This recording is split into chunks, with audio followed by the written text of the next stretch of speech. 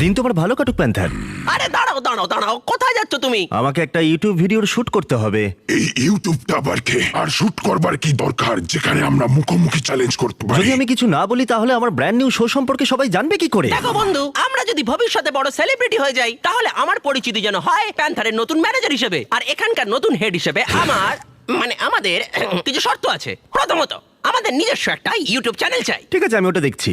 যদি আমি ওটার নাম দিই বিস্ট অ্যানিমেশনস, বিস্ট ল্যাব শোর জন্য ব্র্যান্ড নিউ চ্যানেল। দারুণ। এছাড়া প্যান্থার আর আমাকে যেন প্রতিটা শুটে মেকআপ দেওয়া হয়।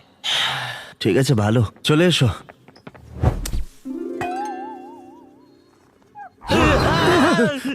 এই দেখে সাবধানে।